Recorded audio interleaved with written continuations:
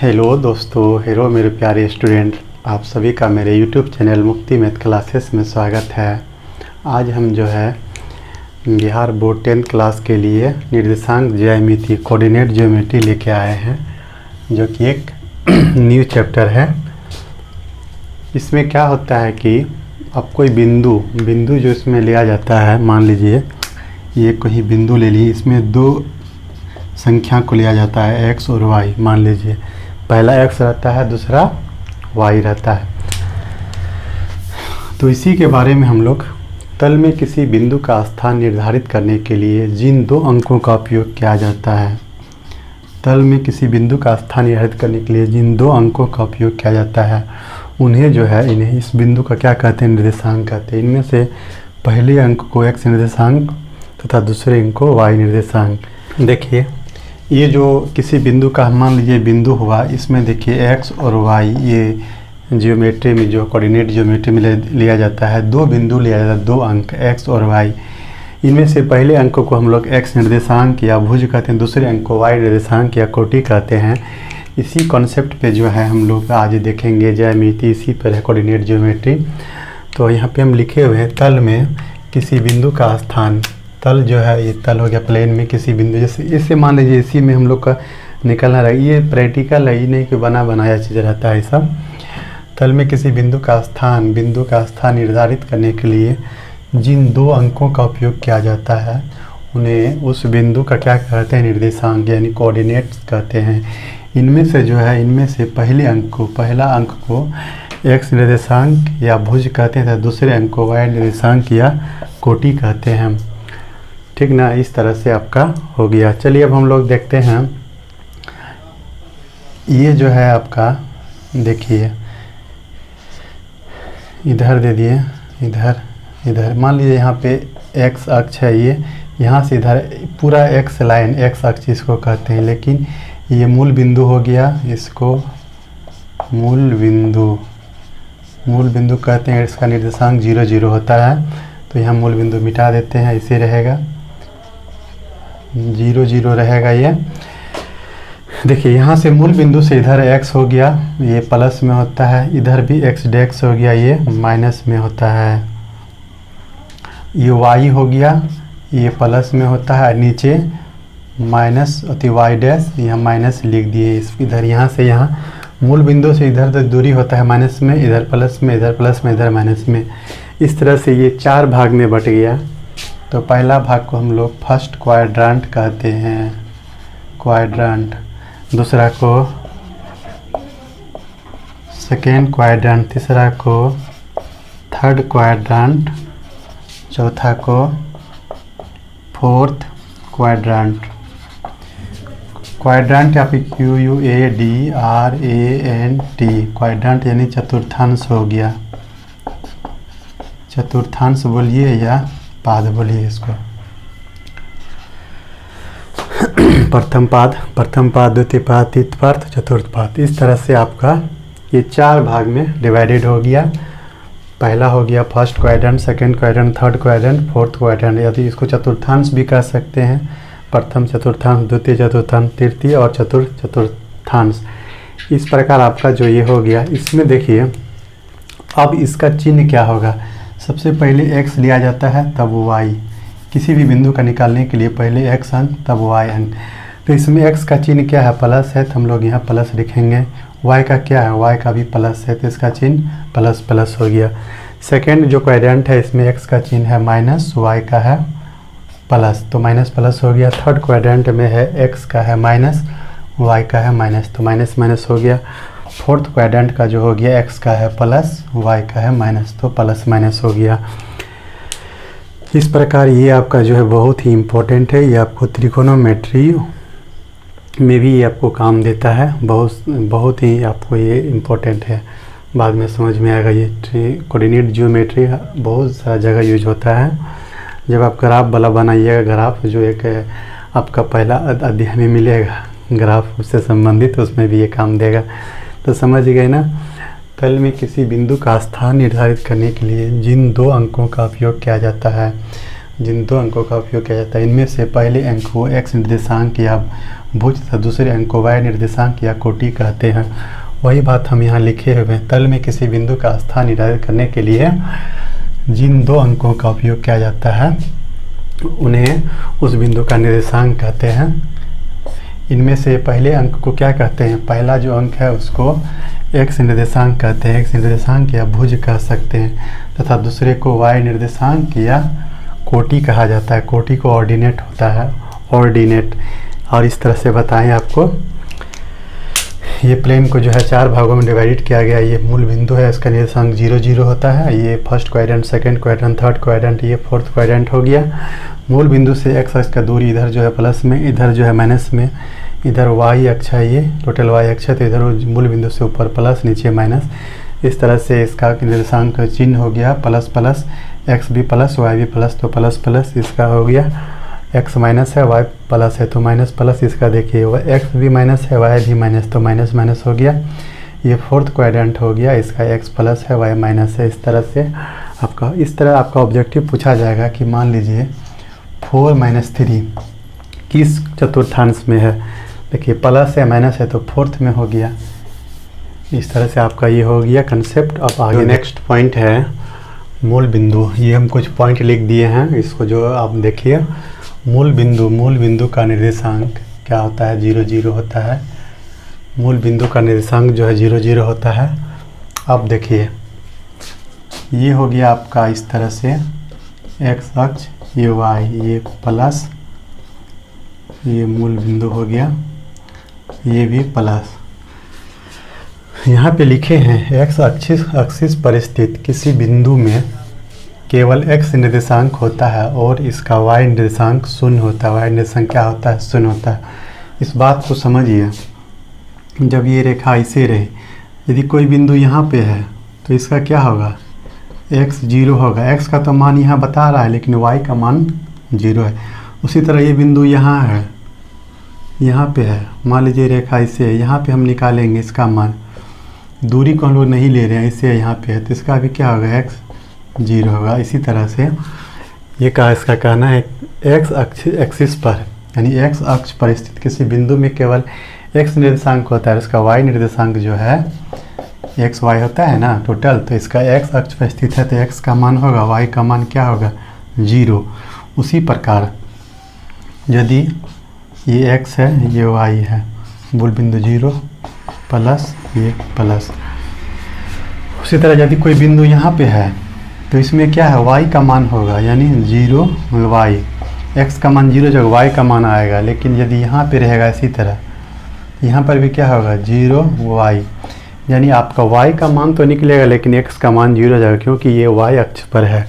इसी प्रकार y axis पर स्थित किसी बिंदु में केवल y निर्देशांक होता है और इसका x निर्देशांक जो है शून्य होता है, x निर्देशांक शून्य होता है। इस प्रकार y एक्सिस पर स्थित किसी बिंदु का निर्देशांक 0 y के रूप में होता है। क्योंकि y अक्ष पर स्थित है तो x का मान 0 होगा, जो x अक्ष पर स्थित है उसमें x का मान होगा लेकिन y का मान 0 होगा। इस प्रकार ये आपका जो कॉन्सेप्ट है बहुत ही काम देगा। सिंपल समझिएगा, यदि x y अक्ष पर है तो y का मान है और यदि x अक्ष पर है तो x का मान है। जिसमें है उसका मान देना है, जिस पे नहीं है उसका मान नहीं देना है। इसमें ये x अक्ष पर स्थित है कोई बिंदु तो x का मान आएगा लेकिन y का मान नहीं आएगा। इसी तरह यदि कोई बिंदु y अक्ष पर स्थित है, y का मान आएगा लेकिन x का मान नहीं आएगा। इस तरह से आपका 3 पॉइंट लिखे हैं। पहला, मूल बिंदु का निर्देशांक 0 0 होता है। दूसरा है x अक्ष पर स्थित किसी बिंदु में केवल x निर्देशांक होता है और इसका y निर्देशांक जो है शून्य होता है। उसी तरह तीसरा पॉइंट है y अक्ष पर स्थित किसी बिंदु में केवल y निर्देशांक होता है, इसका x निर्देशांक देखिए शून्य होता है। इस प्रकार आपका ये कंसेप्ट हुआ कोऑर्डिनेट ज्योमेट्री का। अब चलिए आगे देखते हैं। एक क्वेश्चन है, क्वेश्चन बोलिए कि ये फॉर्मूला निकलता है, 2 दिए गए बिंदु रहता है जिसके दोनों के बीच की दूरी निकालना रहता है। तो कैसे निकालेंगे इसको हम लोग देखते हैं। ये क्वेश्चन है, 2 दिए गए बिंदु x1 y1 तथा x2 y2 के बीच की दूरी ज्ञात करना है। देखिए 2 बिंदु हैं, P तथा Q 2 बिंदु है, इसका निर्देशांक x1 y1 तथा इसका x2 y2 है। देख रहे हैं 2 बिंदु है P और Q, इसका x1 y1 तथा x2 y2 है। दोनों को हम मिला दिए, ठीक। मिला के देखिए ऐसे, फिर यहाँ से लंब इसका x2 y2, फिर ऐसे लंब दिए, फिर देखिए हम ऐसे मिला दिए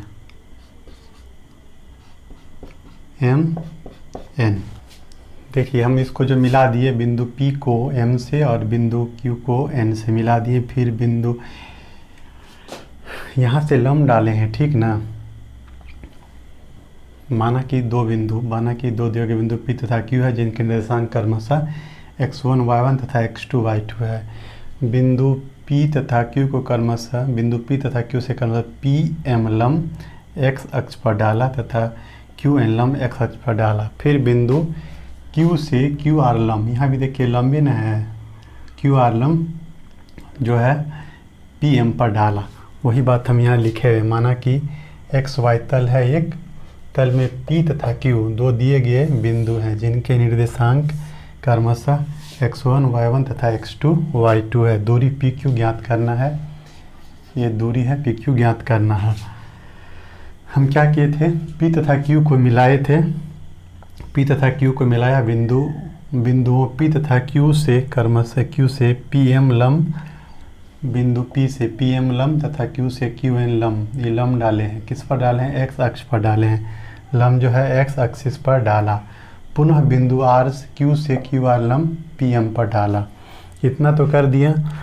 अब देखिए समकोण त्रिभुज बन गया। यहाँ पे समकोण त्रिभुज में क्या होता है, कर्ण बराबर होता है कर्ण स्क्वायर बराबर लंब स्क्वायर जोड़ आधार स्क्वायर। हम त्रिकोणमिति बताएंगे, ऐसे तो बताए हैं लेकिन हम बताएंगे, उसमें विस्तार से बताएंगे इसके बारे में। ये हो गया हमने, इसका ये कर्ण हो गया, ये एक लंब एक आधार हो गया। तो वही देखे समकोण त्रिभुज PRQ, वही लिखा था समकोण त्रिभुज PQR, ऐसे भी लिख सकते हैं PQR PRQ। PQR में PQ स्क्वायर बराबर QR square plus PR square, वही लिखे हैं PQ बराबर PR square plus QR square. समीकरण 1 मान लिए हैं इसको। देखिए यहाँ से समकोण त्रिभुज जो है PRQ में PR स्क्वायर बराबर हो जाएगा इतना स्क्वायर प्लस इतना स्क्वायर, वही लिख दिए हैं। अब देखिए हम लोग PR को लिख सकते हैं, ये जो PR है इतना में PM में PR घटा देंगे, सॉरी PM में RM घटा देंगे RM, तो ये बच जाएगा ना। देखिए वही लिखे हैं। और देखिए RM के बदले हम जो E लिख सकते हैं ना QN, दोनों तो बराबर ही है। वहीं पर देखिए यहाँ पे लिखे हैं PR के बदले PM माइनस RM, फिर PM RM के बदले QN लिख दिए। इसका जो निर्देशांक है क्या है, ये Y अक्ष है, ये Y अक्ष के समांतर है, तो इसका Y1 इसका Y2। वहाँ पे देखिए मान रख दिए हैं Y1 और Y2। उसी तरह देखिए QR को हम लिख सकते हैं QNM, QR को लिख सकते हैं NM को हम देखिए QM में इतना में यदि इतना घटा देंगे तो इतना ना बचेगा। तो हम देखिए QR को लिखे हैं OM माइनस, QR को लिखेंगे पहले NM लिखेंगे, इतना बराबर ये जो QR है बराबर NM। फिर NM को हम लिख सकते हैं OM माइनस ON, तो ON के बदले x1 हो जाएगा और इसका मान x2 हो जाएगा, क्योंकि इसका निर्देशांक जो है x अक्ष है, इसमें x निर्देशांक होगा, इसका पॉइंट कितना x1 हो जाएगा और ये x2 हो जाएगा इसका मान। वही पर यहाँ पे लिखे हैं QR को लिख सकते हैं NM को लिखे हैं OM, ध्यान से देखिएगा OM माइनस ON। तो आप देखिए OM के बदले हम क्या लिखेंगे x1 और ON के बदले x2 लिखें। ये जो मान आया ना P तथा PR तथा QR को इसमें 1 में रख देंगे। समीकरण 1 में PR तथा QR का मान रखने पर, तो देखिए पहला का PR का मान है Y1 और Y1 माइनस Y2 का स्क्वायर क्या है यहाँ पे देखिए पी क्यू बराबर हो जाएगा root under P square plus Q square. ये समीकरण एक निकाले थे समकोण त्रिभुज में। ये बराबर हो जाएगा इसका स्क्वायर प्लस रूट अंडर इसका स्क्वायर प्लस इसका भुजा का स्क्वायर। तो दोनों का मान रख दिए y1 माइनस y2 का square plus x1 minus x2 का स्क्वायर। इसी को हम आगे लिख दिए हैं। दोनों के बीच की दूरी था d, x1 माइनस x2 का whole square plus y1 minus y2 का होल स्क्वायर। इस प्रकार जो है दूरी ज्ञात करने के लिए एक व्यंजक हो गया। ये आपका एक क्वेश्चन है, लेकिन इसको सिद्ध करके दिखाएं कि जो फॉर्मूला जो होता है दो बिंदु के बीच की दूरी कैसे ज्ञात किया जाता है, इस विधि से होता है। ये आप देखिएगा, बार बार समझिएगा। यहाँ पे कुछ नहीं, देखिए दो बिंदु है P तथा Q है, दोनों के बीच की दूरी D है। इसका निर्देशांक x1 y1 इसका x2 y2 है। इसको मिलाएं, दोनों को मिला दिए तथा P m लंब तथा Q n लंब x अक्ष पर डालें।